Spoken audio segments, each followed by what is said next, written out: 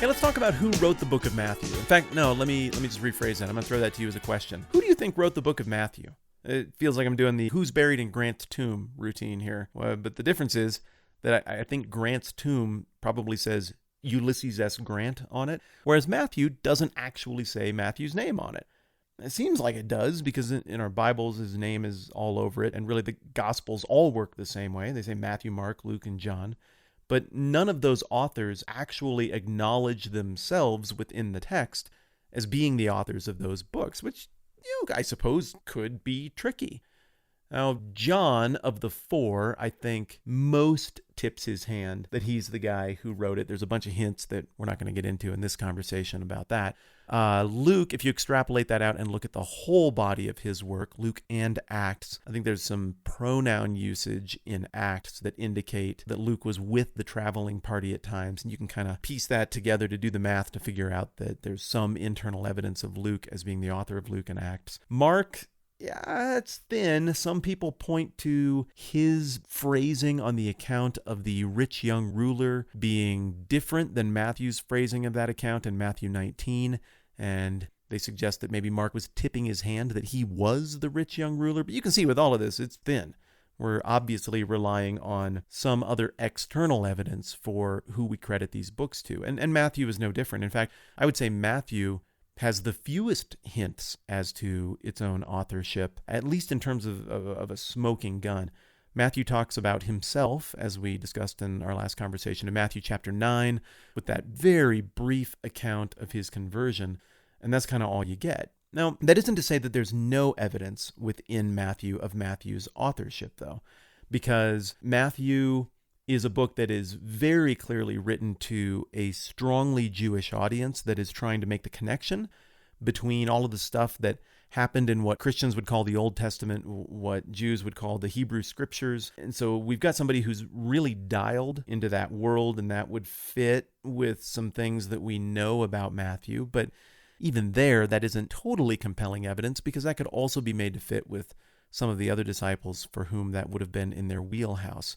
Matthew is the one of the four Gospels that puts the most emphasis on these great big discourses of Jesus. We'll talk about this in a future conversation, but Matthew is built around 5 really pretty big, long speeches and would fit within Matthew's skill set as a publican, a tax collector, someone who dealt in records, that he might have been able to shorthand the words of Jesus, or that he would have been documenting and taking notes, because that was just how he would have had to have thought about the world, and it's what he would have brought with him from his old life in terms of how he approached Jesus and kingdom stuff and all of that. So the stronger rationale for why we think Matthew wrote Matthew is simply the historical tradition. And I guess the most glaring thing to me is that there is literally no rival tradition from the classical world, the early centuries of Christianity, suggesting that somebody else wrote Matthew. There is total unanimity as to who the author of that gospel was. The church fathers, anytime they reference him, they make that abundantly clear. It's not like second-tier, insignificant church fathers either. We're talking about the rock stars and the big names. And we're not just talking about people who were writing a couple centuries later. We're talking about authors who were writing within living memory of Matthew, or living memory of people who knew Matthew. I mean, the connection between these people is not 6 degrees. It was like 1 to 2 degrees. And so in the same way, you have a pretty good sense of where your grandparents lived, even though you might not have overlapped with their lifetime that much. And maybe you even have a decent sense of where like a famous great-grandparent lived, or even though you didn't overlap with their life that much.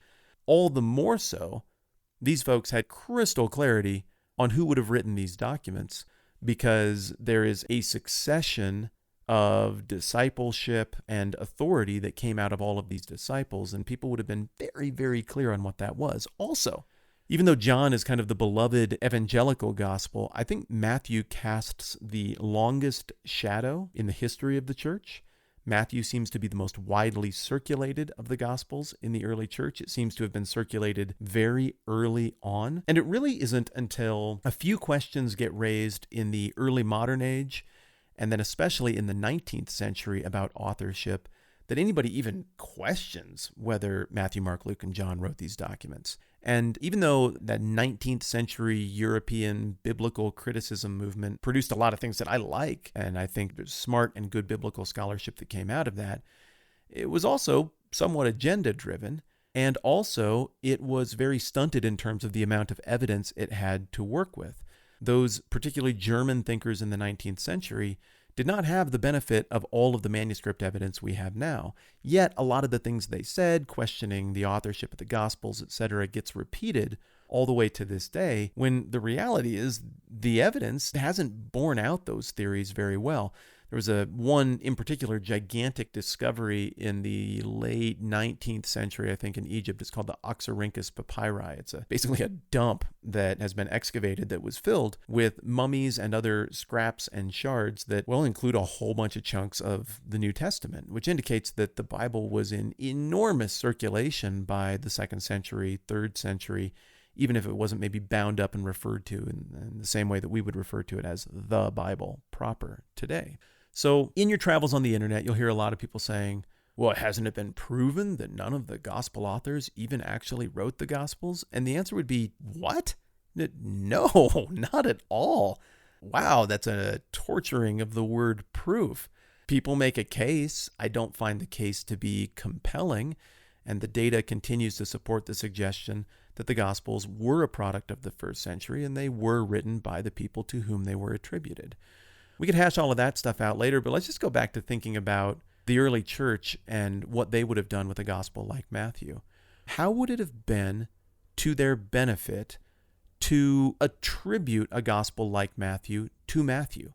If you had the ability in, say, the 3rd century as the church to pick a person to give credit for this completely anonymous thing and to really unify the church behind it and get some power and force behind it, you should give it to Peter. I mean, Peter's the big dog. He's the one who influenced all the stuff and who everybody knew. He's kind of the spokesperson for the disciples.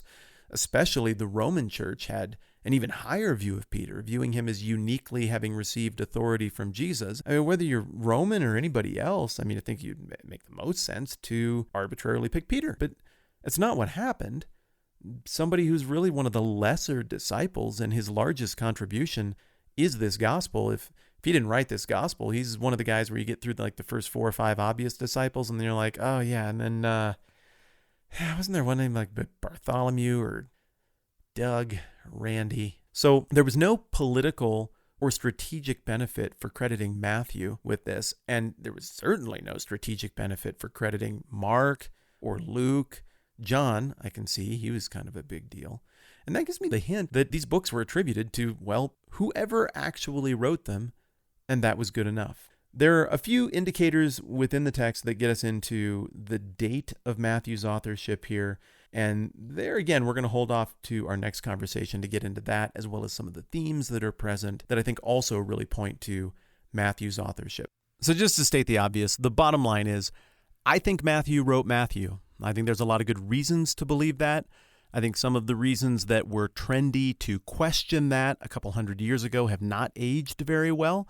And there's no rival tradition supporting anybody else having written it. So, even though, of course, I could be wrong, I still think it's really important to disclose where I'm coming from on the front end of this conversation so that even if you're pretty sure I'm wrong, or even if you think I'm right on this, you can at least take that into account and know that I'm going to be operating under the assumption that we're reading the words of Matthew as we work through this whole thing. Okay, that seems like a good place to pause. I'm really enjoying getting going on this whole thing. Few of you raised questions about podcast availability on some other platforms, and I have doubled my efforts to make sure that gets taken care of. So I think Stitcher and Spotify should come online. Hopefully they're online by the time that you hear this.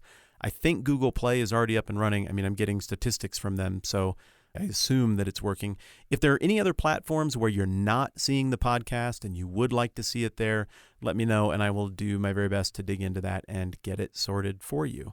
Also, wow, a whole bunch of you have jumped in at patreon.com/thetmbh podcast.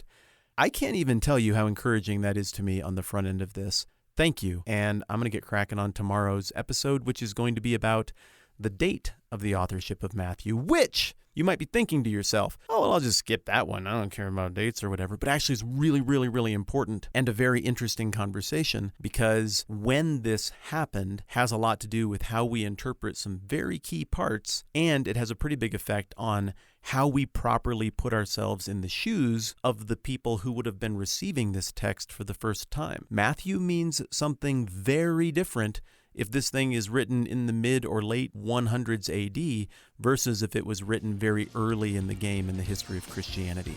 So we're going to feel that out together as well. Really glad we're doing this together. I'm Matt. This is the 10 Minute Bible Hour podcast. We'll catch you mañana.